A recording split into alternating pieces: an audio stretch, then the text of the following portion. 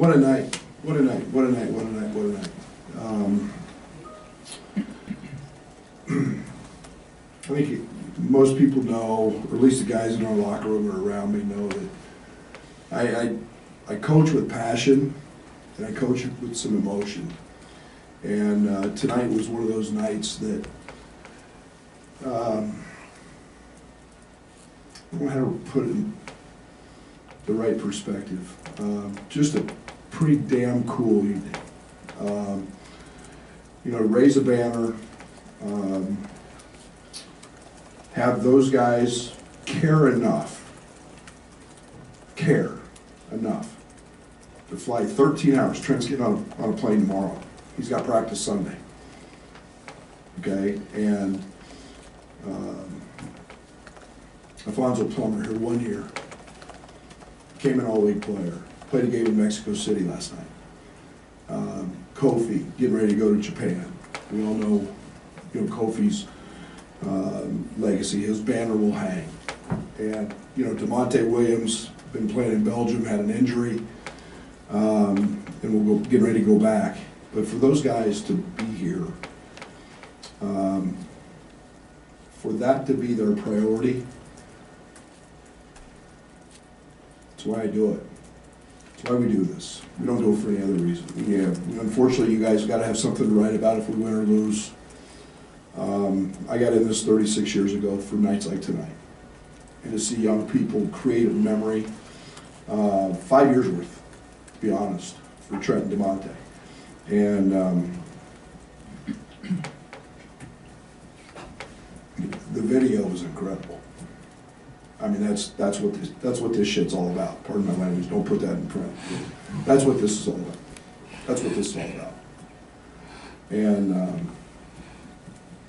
so really cool night. Then we have to flip it and play a game that started off really ugly.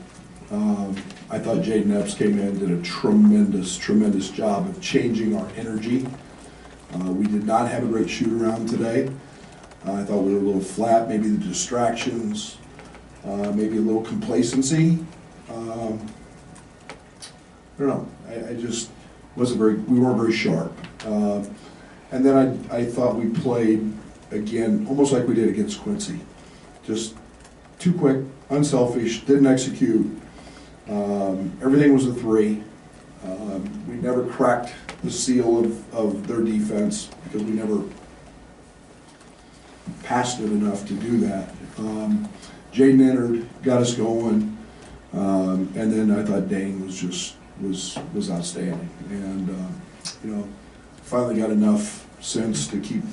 I just ran one little set, just getting him a little duck in the second half, and he was dominant. But he's playing so hard, he's keeping the game so simple that it's amazing how that translates into success. But I told our guys after the game, it's not just about UMKC. It's about the games that you have down the road, and it's about the process and practicing the right way and playing the right way, because you just don't flip a switch. And at some point, you're always going to be at the level of your preparation. And today we didn't prepare very well, mentally. And then I just thought we were a little flat. We got it going, but all in all, I thought Sky Clark was outstanding. I thought Sky did a tremendous job. He had 5 turnovers last game. He had 0 tonight. He had 5 defensive rebounds. I like their 2 guards. UMKC's 2 guards are good, and I thought he stepped up for the most part to the challenge on the defensive side. And we've got some pretty good guards coming at us here in the future. So, all in all, we're happy. We got a win. I thought our rebounding effort was not up to standard, but again, we've got to do a better job preparing, and that's on me.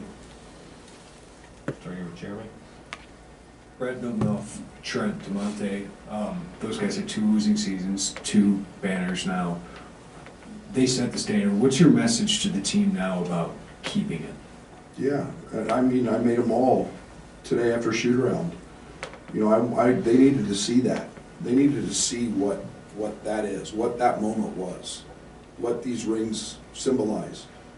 And the fact that the stadium was full, the arena was full, because they came back there to see them. And that's what makes Illinois special. This is, I'm telling you, I'm so blessed to be the basketball coach here and in front of these fans. And they show up and they're passionate and they understand. And it's the one thing I can't stand about the transfer portal. Not everybody gets a home anymore. The place you can call home. And those guys do. And I told our team that. And it's a lot of hard work. It was a lot of headaches. Nobody wants to talk about the 2 losing seasons. You know, every now and then I got to think about those, and reiterate that to our players. So I wanted them to enjoy the moment and understand the moment, because that's what the standard is at this program, and higher. You know, winning a Big Ten championship, great. That's not our ultimate goal here. My standards are a lot higher than that. And that's why I get coach with passion. That's why I get upset when we don't play the game the right way. But I need our guys to understand that. But it was such an incredible night, and one I'll never forget. Tonight's as memorable for me as the celebration on the court, because of you've had time to reflect and you see what it means to those guys now, and it's really cool. Coach, it seemed like different lineups gelled a little bit more than others. Is that a work in progress, trying to find that optimal rotation and mix of guys? You know, and especially with the main event coming up pretty quick here in Vegas. Yeah, I mean, if I could solve it, I would solve it. You know, I'm becoming. It's game experience. There's not just, you know, throw the magic dust out there and say this is the lineup that works. And you know, we've got young guys. There's going to be some ups and downs. I don't want the ups and downs to be based on offense. I want it to be based on the defensive mistakes, the defensive intensity, the rebounding, the execution. Still searching for that. You know, that's the advantage of having a veteran team. You know exactly what you've got. Sincere wasn't as good tonight, you know, and it was reflective of his shoot around. You know, Coleman wasn't as good tonight in terms of making threes, but he got going in the second half and challenged him at halftime. It's not based on how you shoot the ball; it's based on all the other things that you do. So we're still trying to find that. And Dane's been extremely consistent, so I'm starting to feel pretty good about that one. Coach, I'd like to go back to Trent. When you got here, Trent had an opportunity to leave, and we were at the press conference, most of us, and he told us he believed in you. And looking back at it, you know, on his career, how important was he to you personally? Thank goodness I made a recruiting trip when I was at Stephen F. Austin to see him. So I had a little bit of a relationship. He at least knew who I was. I mean, you know, the great thing about this job is not just the successes, but it's all they come here as little boys and they leave as men, and it's all the ups and downs and the crap you have to go through to help them and guide them, and it's the nonsense sometimes that 18-year-olds make. But you grow through all that, and that's why we do this. I'm just a teacher, and basketball's a tool, but to help them teach. But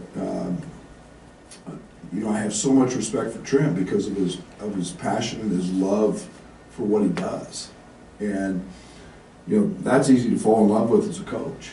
And you know, I think he made a pretty good decision staying.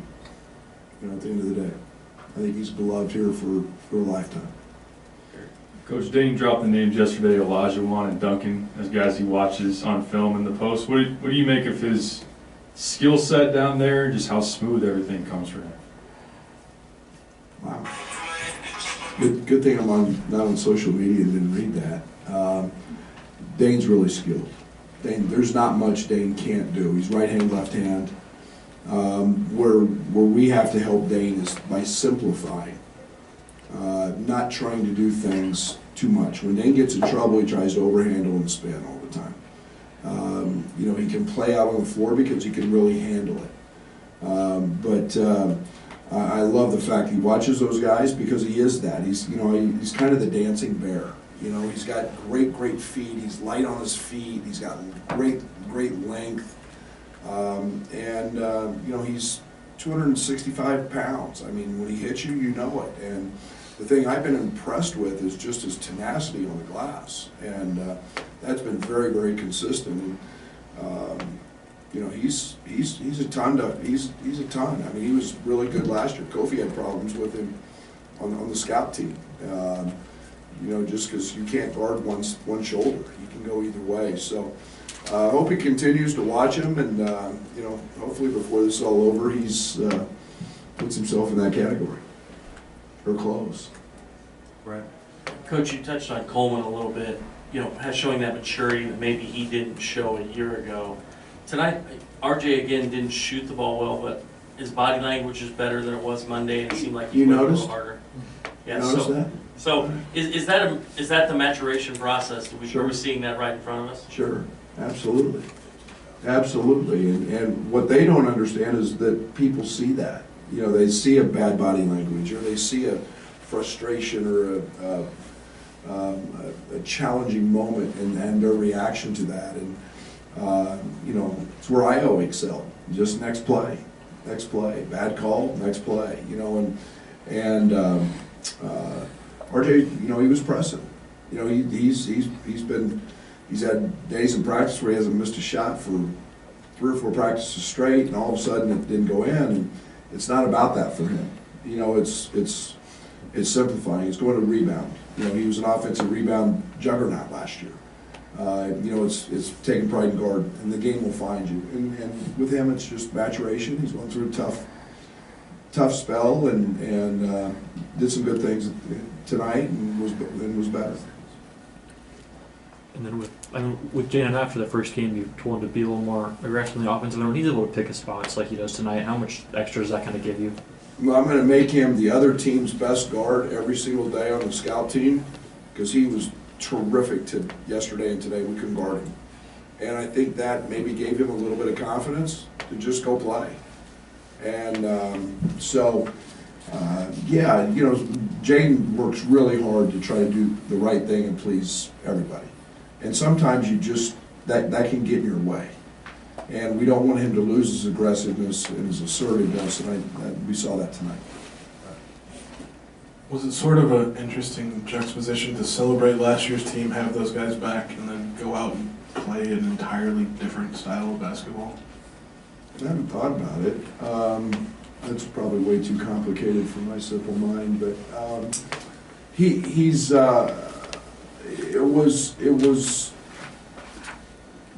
that's like senior night sometimes.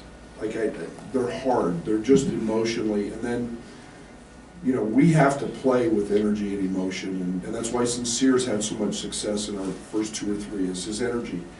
I didn't think we had that, and maybe you sit for a long time, you go through the ceremony, rush through a quick scouting report in the locker room in about a minute and a half, and there you are back out there and hardly had time to warm up again. So those moments are challenging, but yeah, we are different. I hadn't thought about it too much, but I tried to get back to last year and just throw the ball to Dane like I did to Kofi.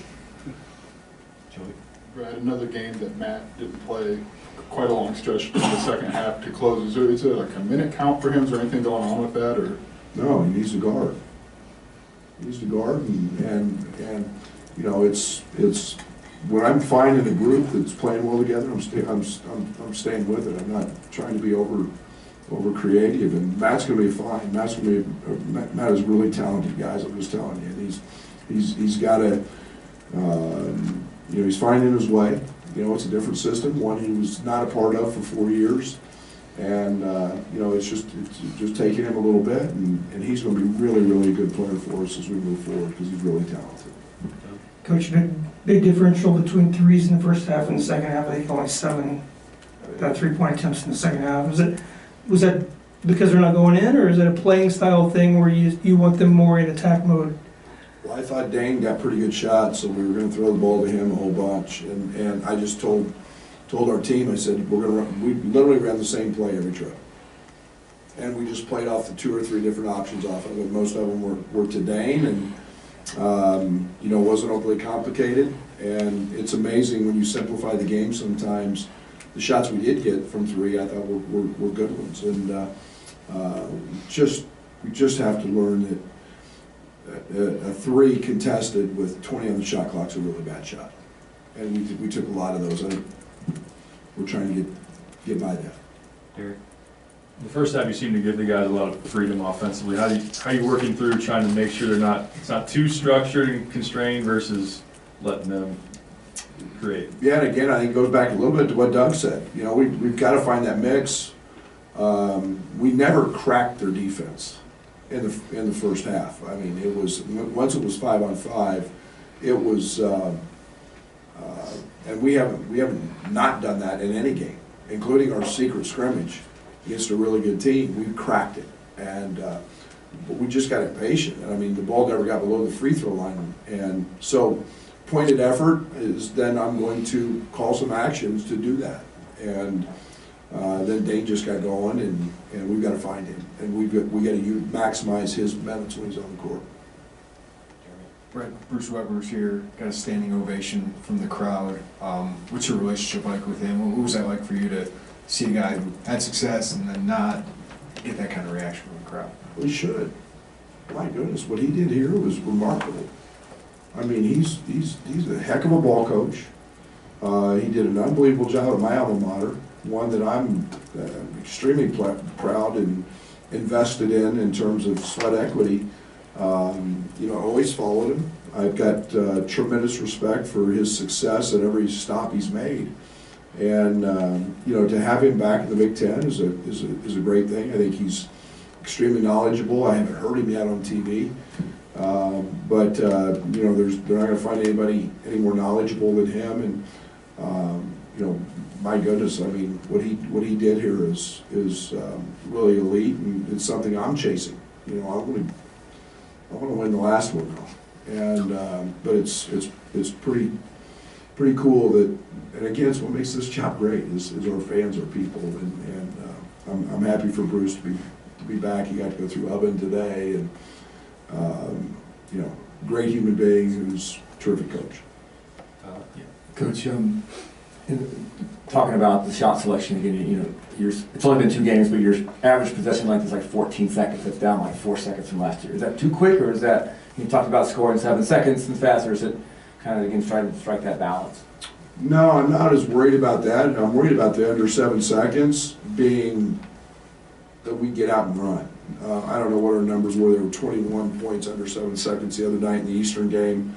Those I'm all for it. We know, you know, threes, layups, or free throws. And but what I am discouraged by and frustrated with is then that next round. I don't want guys turning down shots. I don't tell guys not to take shots. We've got to grow together so we take the right shot. And sometimes the next pass is a better shot than the one that I have. And that's, you know, we're still feeling our way through that. And so I'm not as worried about that as I am, you know, a few other things, but we'll get that handled. Finish up with Joey. Just have one more about Trent. Did you know that video, I'm guessing you did, that video was coming, and I guess what was the importance of giving him his own moment like that here before he goes back overseas? I know it was coming. I saw it yesterday. I wish I hadn't. Damn Joey sent it to me. So I watched it last night with my wife, and that was a 10-minute tearjerker for her. But I wanted him to have his moment because I'm not sure his jersey's going up there. And that's the truth. Pretty special young man in my book, and a great player who's probably come as far from the start to the finish maybe as any player I've been around. you know, we want to bring up the Eastern of the tiers to the all-time greats here. And they read off all of his records, I don't even know him, but he needed that moment. And I think our fans needed to know what that cat's all about, and ultimate winner. See you guys soon. Thank you. See you tomorrow. Do you have a favorite journey?